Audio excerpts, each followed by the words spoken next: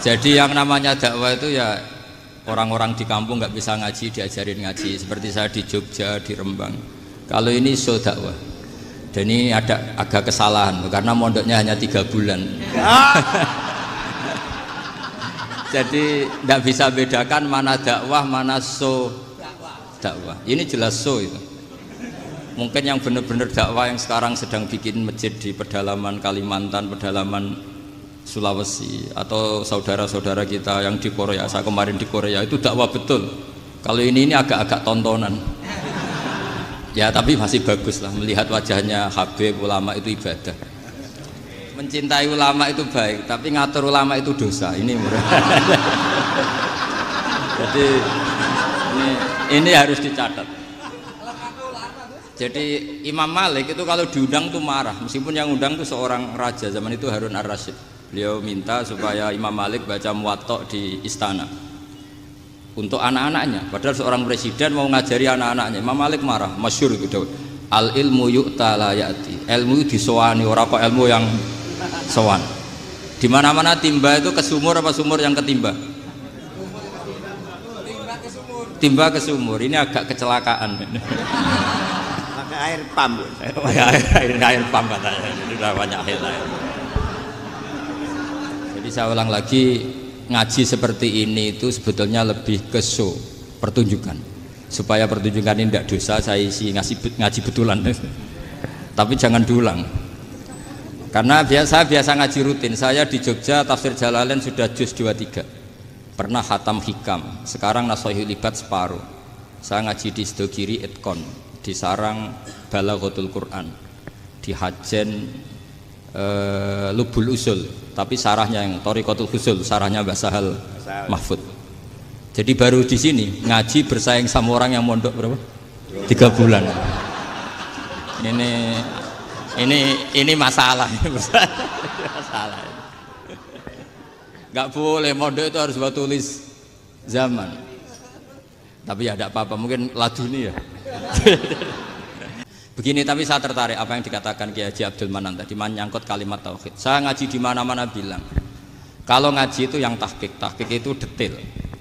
Detail itu bahasa Arabnya tahqiq. Jadi kita misalnya berpikir secara jernih, orang yang kafir 70 tahun itu pasti menjadi muslim karena melafadzkan la ilaha illallah. Dan itu bi ijma'il ulama. Semua ulama mengatakan demikian. Saya ulang lagi, itu bi ijma'il ulama. Karena mansus di Quran ada ayat kulil ladina kafaru iyantahu yughfar lahum ma qad salaf. Kalau orang yang kafir 70 tahun bisa dihilangkan kekafirannya hanya dengan kalimat la ilaha illallah Muhammadur Rasulullah. Berarti kalimat ini statusnya apa? Penghilang kekafiran, apa? Penghilang kekafiran. Lalu ada kelompok yang mengatakan gara-gara kalimat la ilaha illallah dan pegang patok nisan itu orang menjadi kafir. Ini kan jadi paradok. Lafadz yang kita statuskan sebagai penghilang kekafiran dengan lafadz yang sama orang menjadi kafir. Itu nggak ketemu nalar. Kecuali tadi ya dalilnya pokoknya ngotot tadi. Itu memang kacau itu. Tapi alhamdulillah mereka insya Allah ya sadar. Kamu jangan bayangkan mereka tidak sadar terus, berarti kamu doanya jelek. Bisa saja mereka sudah ingin sadar, berhubung digojlok ini terus nggak jadi sadar. Jadi jangan-jangan salah kita karena sering gojlok sehingga yang mau sadar jadi tidak apa? Nggak sadar. Al arwah junudun apa? Mujannada. Begini, saya sering dingetikani Mbah Mun, politik tidak jelas itu bagian dari kejelasan. Ini yang perlu dicatat. Jadi politik tidak jelas itu bagian dari apa? Kejelasan. Misalnya begini, siapa yang mengira Khalid bin Walid yang sangat musuhi Rasulullah, dia panglima orang kafir ketika mengalahkan Rasulullah di perang Uhud, akhirnya Khalid bin Walid masuk apa? Islam. Begitu juga Wahsy, qatilu ahabbin nasi ila Rasulillah, pembunuh Said Hamzah, akhirnya juga masuk Islam. Begitu juga Abu Sufyan, dia pemimpin besar kafir Mekah ketika perang Badar, ketika perang Khandaq, akhirnya juga Islam dan menjadi mertua Rasulullah Shallallahu Alaihi Wasallam. Dari fakta ini kemudian banyak ulama alim yang ngambil sikap itu ya cara Jawa itu anggang-anggang. Anggang-anggang itu gak tegas, tapi gak tegas dari rumusan ilmu yang detail. Saya ulang lagi, nggak tegas tapi dari rumusan ilmu yang apa? Detail. Bisa saja orang yang sekarang kafir suatu saat mukmin atau muslim. Bisa saja yang sekarang sedang fasik suatu saat soleh. Bisa saja yang mondok 3 bulan rois PBNU. Sementara yang mondok lama kadang Kiai RT. Tapi itu hanya hukum duniawi. Saya yakin yang Kiai RT ini PBNU di akhirat. Karena mondoknya lebih apa? Lama. Itu tak jamin. Kan teori ngaji ya. Ini saya bacakan naskah asli Sayyid Umar Hafid supaya Anda dapat barokah beliau. Karena beliau selain alim allamah, muridnya Habib Salim, juga beliau pernah ngaji kutub Sayyid Abdul Qadir Segaf di Jeddah. Juga beliau sering istifadah di beberapa kiai. Logikanya tadi ya, ketika Rasulullah ngambil sikap tegas kepada Qatilu Hamzah yaitu Wahsy, dan ketika Rasulullah ngambil sikap tegas pada orang-orang yang mengalahkan beliau di perang Uhud, kaifa yuflihu qaumun fa'alu bi anbiya'ihim hakadha, bagaimana mereka jadi orang benar atau orang yang dapat kebahagiaan kalau mereka perlakuannya seperti Nabi seperti ini, yaitu Nabi sujjawajjuh masyhur wa kusirat ruba, yaitu Nabi itu wajahnya terluka, gigi serinya tanggal. Orang-orang seperti ini tuh nggak akan bejo kalau orang Jawa, nggak akan falah. Tapi apa yang terjadi? Allah menurunkan ayat laisa laka minal amri syai'un aw yatuba 'alaihim aw yu'adzibahum. Muhammad itu bukan wilayah kamu ngecap orang, menstigmasi orang itu tidak wilayah kamu. Saya bisa saja mengampuni mereka atau menyiksa saya itu atau menyiksa mereka itu wilayah saya, kata Allah. Saya bisa saja mengampuni mereka atau menyiksa mereka itu wilayah saya. Sehingga akhirnya apa? Rasulullah tidak ngambil sikap yang mungkin orang lain mengatakan itu tidak tegas. Tapi itu kearifan. Betul, akhirnya Wahsy malah masuk Islam. Khalid bin Walid panglimanya juga masuk Islam. Dan beberapa orang kafir juga masuk Islam, termasuk mimbenihim, ketuanya yaitu Abu Sufyan. Jadi kita-kita, para da'i, para kiai, itu adalah khodamatu hadal kaun. Kita ini adalah pelayan alam raya ini, yang selalu berharap alam ini akan lebih baik. Orang yang sekarang sedang kafir bisa saja nanti yang nyafaati kamu di akhirat, yaitu mereka masuk Islam lalu Islamnya lebih serius, akhirnya punya hak syafaat. Sementara kamu Islam mulai kecil tapi biasa-biasa saja seperti ini, mulai dulu ngaji terus sama Ki Abdul Manan, nggak pernah yang ngisi ngaji, itu artinya nggak ada perkembangan. Makanya saya nggak ingin ngaji lagi karena saya ingin perkembangan Anda nanti tukang mengisi, bukan yang diisi. Ini penting saya utarakan, ini dawuhnya Sayyid Umar ya. Orang yang sekarang sedang kafir bisa saja orang ini nanti nyafaati kamu, yaitu beliau orang ini Islam, kemudian Islamnya serius, maka punya hak syafaat. Sementara kamu Islamnya biasa-biasa saja. Itu masyhur kayak Sayyidina Umar. Sayyidina Umar Islam di hari itu langsung makomnya makom yang a'la, sehingga mengalahkan yang sudah Islam lebih lama. Karena Islamnya Umar itu menjadi izzatul Islam betul. Makanya jangan benci orang tegas teman-teman, kadang ya ada baiknya. Abu Bakar itu sudah Islam tapi layinal janib, orangnya santun. Kalau dipisoi orang yang menengahi lah kira-kira seperti itu. Begitu juga Bilal, Ammar, Suhaib. Singkat cerita, Rasulullah itu sering dibully ya, sering disiksa orang-orang kafir. Rasulullah berharap, wah kalau yang Islam gini terus repot. Melihat Umar ini petarung di pasar Uka, dia dapat uang itu kalau tarung, menangan. Kata Rasulullah, kalau ini yang Islam ya bagus.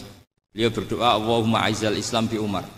Itu kira-kira 2 hari dari doa beliau, Umar masuk Islam.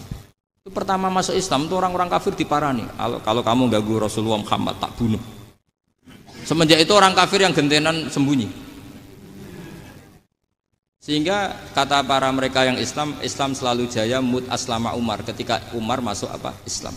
Itu dalam 1 hari Islam itu Rasulullah sudah ngendikan Umar yang Islam sehari ini imannya kalau ditimbang separuh ahli dunia masih unggul sama Islamnya Umar. Nah bisa saja seperti itu. Karena kita ini tidak mengendalikan dunia, tidak mengendalikan hidayat, hanya Allah piyambak yang ngasih hidayat. Maka sikap kita laisa laka minal amri syai'un aw yatuba alaihim aw yu'adzibahum. Rasulullah yang ahabbul khalqi ilallah saja tidak boleh tegas karena semuanya potensi itu ada. Cuma kita tegas dalam kebenaran saja, tapi nggak perlu tegas dalam mengawal kebenaran. Kenapa demikian? Karena Islam ini agama yang akan dijaga Allah ila yaumil. Yang jaga Islam bukan PBNU, bukan PP Muhammadiyah, bukan kiai. Yang menjaga Islam namun Allah Subhanahu wa taala. Makanya Sayyidina Umar itu kalau disuruh mikir Islam itu nggak mau betul. Masyhur itu dalam tarikh. Umar mimpin itu sukses, banyak futuhat. Singkat cerita akhirnya orang tuh kelangenan, wah kalau Umar meninggal kayak apa? Sehingga Abdullah bin Umar setiap jalan-jalan tuh dibully, kalau sekarang dibully. Ya Abdullah bin Umar, bapak kamu itu gimana? Sudah sepuh mau meninggal kok tidak suksesi. Kalau saja ada orang penggembala kemudian meninggalkan kambingnya di hutan, kamu anggap orang yang mudoyik enggak, menyia-nyiakan kambing itu enggak? Ya iya, kata Abdullah bin Umar. Apalagi amru hadil umat ini mau ditinggal gelanggang, nanti suatu saat Umar meninggal. Mbok yo suksesi supaya jelas. Logika itu diaturkan ke Umar radhiyallahu anhu, ke Sayyidina Umar. Pertama Umar agak tertarik dengan logika itu. Lama-lama beliau marah. Tidak jadi. Saya tetap tidak akan istikhlaf, tidak akan suksesi. Dan saya tidak akan mikir Islam katanya. Islam akan diurus oleh Allah Subhanahu. Terus beliau ngendikan, Islam ini jalan ketika ditinggal Abu Bakar. Bahkan ketika ditinggal ahabbul khalqi illallah akramul khalqi indallah, yaitu Rasulullah Muhammad sallallahu alaihi wasallam. Coba Islam dulu dipimpin Syekh Abdul Qadir ketua wali, dipimpin wali songo, dipimpin orang top-top. Sekarang dipimpin mondok 3 bulan jalan. Karena Islam yang ngatur Allah Subhanahu wa taala. Jadi ini penting. Loh coba ustadz tuh banyak yang nggak bisa ngaji loh. Tapi ya laku ya nggak masalah. Loh saya kemarin di Korea seminggu. Itu TKI jadi khotib, ada yang jadi mufti, ada yang jadi suriah. Itu ada yang di sana jadi suriah, pulang ke kampung angon kambing lagi. Loh itu teman saya kenal. Iya suriah Korea tapi. Artinya gini, bahkan masjid semua yang di Korea itu didirikan oleh TKI dan TKW. Mereka digerakkan Allah untuk mikir agama, karena agama ini milik Allah. TKI saja mikir. Makanya ini penting, yo dakwah tapi tauhidnya sing kenceng, jangan dakwah kenceng tauhidnya kendor. Itu bahaya betul. Makanya masyhur dalam tarikh ketika kafir Quraisy mau disiksa oleh para malaikat karena mereka sering menyakiti Nabi, kata Nabi gimana? Jangan. Saya berharap kalau bapaknya tidak mukmin, suatu saat anaknya mukmin. Masyhur dalam tarikh. Musuh Nabi besar siapa? Walid bin Mughirah. Punya anak Khalid bin Walid. Abu Lahab punya anak Darrah, itu mukminah yang baik.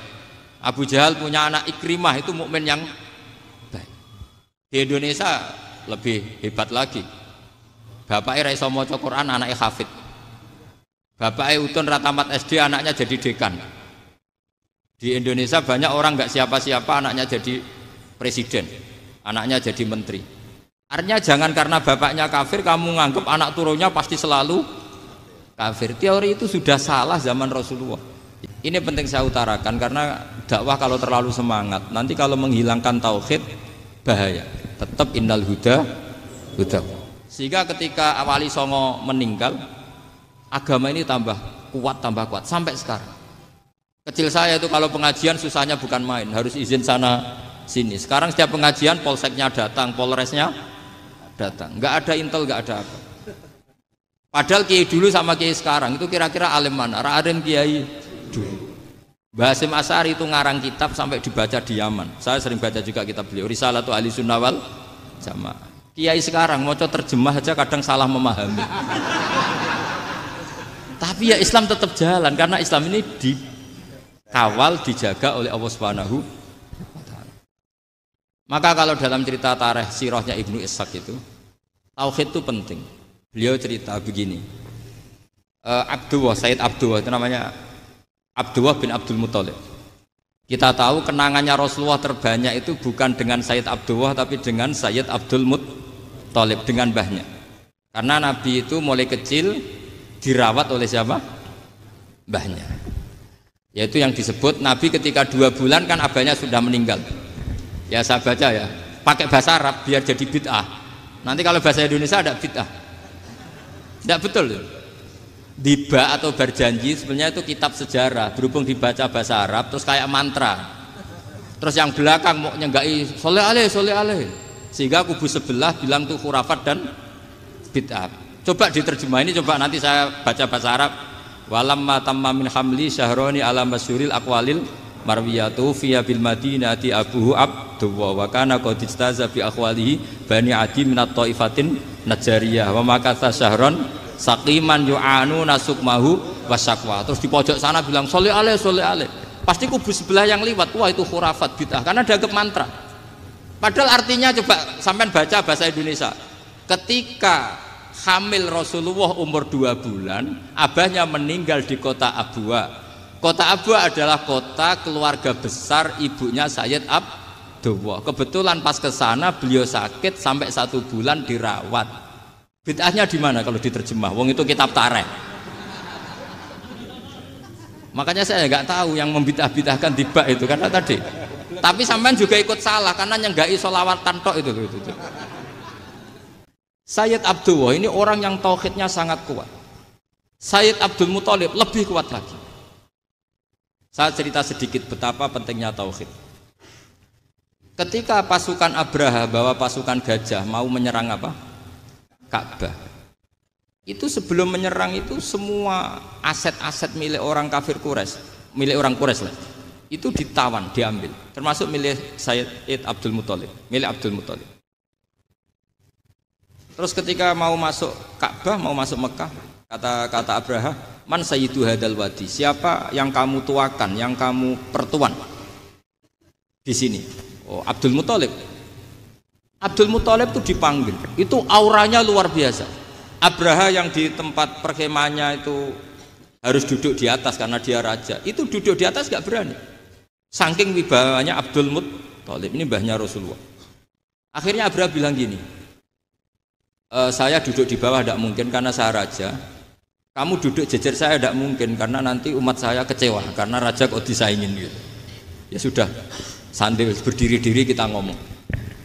Akhirnya Sayyid Abdul Muthalib tadi diomongin gini, saya itu tidak ingin merusak orang-orang Mekah, orang-orang Quraisy. Saya hanya kecewa punya tempat ibadah dikencingi, diberakin sehingga saya mau merubuhkan Ka'bah. Tapi dengan damai, nggak ada perang. Apa jawabnya Abdul Muthalib? Lucu. Nggak apa-apa, Ka'bah kamu robohkan silakan, nggak apa-apa. Yang penting unta saya yang kamu sita kembalikan. Harta saya yang 100 unta kamu sita kamu kembalikan. Itu Abraha kagetnya bukan main. Kaget karena kamu itu pemimpin apa? Tadi saya hormat kamu karena kamu tak anggap orang hebat. Hadhil Ka'bah dinu abaika, ini Ka'bah itu agama kamu. Pas saya hancurkan kok kamu tenang-tenang saja. Padahal pas mau saya hancurkan kamu tenang-tenang saja, malah tanya unta kamu itu gimana? Apa jawabnya Abdul Muthalib? Inna lihadal baiti robban hamahu. Sebab Ka'bah itu ada yang punya dan pasti akan melindungi Ka'bah. Tapi kalau unta itu milik saya, ini urusan saya, ini unta. Jadi inna lihadal baiti robban hamahu itu tidak milik saya, itu ada yang punya. Ya sudah, biar yang punya aja yang jaga, itu tidak urusan saya. Akhirnya unta dikembalikan, aman deh, untung double. Terus akhirnya dia ke Ka'bah, fa'akhudha bi halaqatil bab, karena dulu apa itu halaqatil bab, karena dulu itu yang dipakai apa itu pegangan itu bentuknya apa? Bulat, makanya diistilahkan halaqah apa? Bulat. Kalau sekarang halaqah ilmiah itu seminar. Tidak. Halaqah itu buruhi lain lagi. Kata Abdul Muthalib, ya Allah, Ka'bah ini mau dihancurkan oleh Abraha. Ka'bah ini milik kamu. Saya mau ke gunung, mau melihat apa yang kau lakukan terhadap orang yang mau merusak Ka'bah. Terus Abdul Muthalib bilang ke umatnya, wa ya qaumi, ayo kita ke gunung melihat ma fa'ala rabbuna, apa yang akan dilakukan Tuhan kita terhadap orang yang mau menghancurkan Ka'bah. Jadi santai saja, santai. Terus Abdul Muthalib naik gunung sama orang-orang Quraisy. Abraha datang mau merusak Ka'bah, terus terjadi alam taro kaifa fa'ala rabbuka bi ashabil fil. Itu melihat, dan betul Ka'bah dijaga Allah. Islam juga gitu. Ketika Islam dikooptasi Uni Soviet, semua ulama, semua wali perasaannya hanya nunggu kehancuran Uni Soviet, karena pasti agama ini dijaga Allah. Saya setiap sholat, setiap munajat ketika baca Rabbana lakal hamdu bil samawati wa mil'ul ardi. Dulu saya iskal itu janggal. Ya Allah, engkau zat yang layak dipuji, yang pujian itu memenuhi langit dan bumi. Pikiran saya kalau bumi ateis itu mujinya kayak apa? Tapi masya Allah ketika saya datang di Korea, bumi ateis ternyata di sana banyak masjid, banyak tasbih, bahkan ada sakduna di sana. Karena Allah sudah ngendikan lakal hamdu mil'us samawati wa mil'ul ardi. Dan sekarang nyata semua bumi ateis, bumi apa saja ada tasbihnya, ada tahmidnya. Makanya sadaqallahul adzim ketika ngendikan sanurihim ayatina fil afaq walladzi arsala rasulahu bil huda dinil haqqi liyuzhirahu 'alad dini kulli. Makanya saya mohon sekali bahwa agama ini harus kamu khidmah. Tapi enggak boleh kamu pikir. Atau dibaliklah, khidmah maka memikir. Tapi tidak usah GR bahwa agama ini diserahkan sampean. Saya juga agak ridho. Agama kok diurus orang-orang kayak gini, kayak apa nasibnya? Jadi ini penting karena rata-rata kiai alim itu tidak jelas. Terus oleh orang-orang yang nggak pernah ngaji itu, wah ini nggak jelas, nggak tegas. Islam itu harus tegas. Maksudnya tegas itu kayak apa? Tegas itu di wilayah kita. Kalau istri kamu mau diperkosa orang itu boleh tegas, itu wilayah kamu. Tapi kalau hidayat itu wilayahnya Allah Subhanahu wa Ta'ala, kita tidak pernah tahu. Bahkan yang sudah Islam saja, nyuwun sewu, itu nggak ada jaminan mati husnul khotimah. Kita tahu dalam sejarah Sa'labah itu dapat gelar hamamatul masjid, merpatinya masjid. Tapi kita tahu akhirnya Sa'labah itu apa? Su'ul khotimah. Sampai dalam Islam selalu diajarkan ya muqallibal qulub tsabbit qalbi ala dini. Jadi kalau kita sendiri saja masih ingin selalu husnul khotimah, agak ada ruang untuk mudah menvonis orang lain. Makanya saya salut sekali ketika Habib Umar menulis kita semua ini mengkhidmati hadal kaun dan selalu berharap bisa saja suatu saat orang yang sedang kafir bisa saja suatu saat muslim.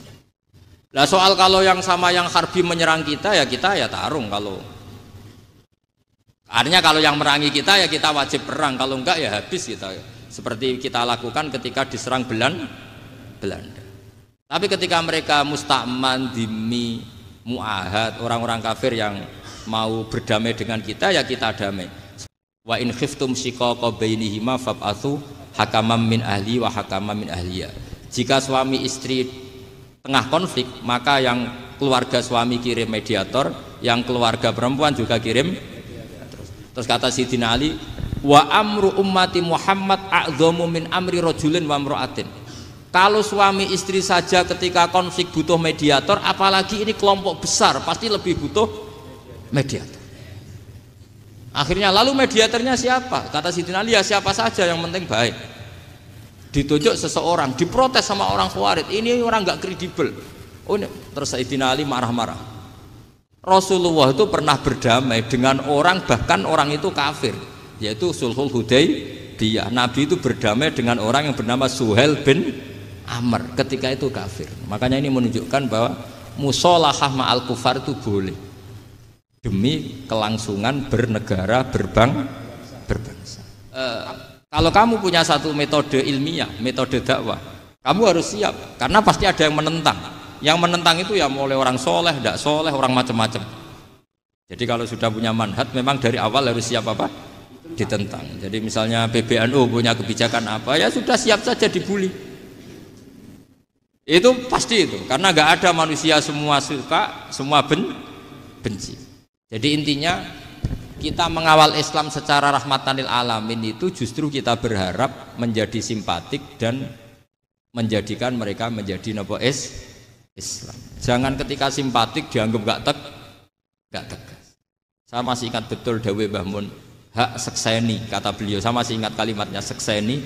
Aku ra tegas itu berdasar ayat laisalaka minal amri syai'un aw yatuba alaihim aw yu'adzibahum. Karena potensi sosial itu bisa rubah. Orang yang sekarang kawan kamu bisa saja suatu saat jadi musuh. Yang sekarang musuh kamu bisa saja suatu saat jadi kawan. Terus kamu ngambil sikap tegas dalam sesuatu yang nggak stabil seperti ini, lalu tegas itu kan nggak pada tempatnya. Makanya yang seperti ini kata Allah pakai asa itu menawa-menawa. Asallahu ayyaj'ala bainakum wa bainal ladzina adaitum minhum mawaddah. Bisa saja orang yang sekarang musuhan dengan kamu suatu saat dijadikan mawaddah. Kamu udah mawaddah itu saling mengasihi. Kamu tidak usah tanya, wallahu qadir kata Allah, karena Allah mampu. Jadi dalam hukum-hukum sosial Allah seringnya bilang apa? Asa. Misalnya wa asa an takrahu syai'an wa huwa khairul lakum wa asa an tuhibbu syai'an wa huwa syarrul lakum. Karena masalah sosial ini semuanya asa, yang pernah tahu siapa?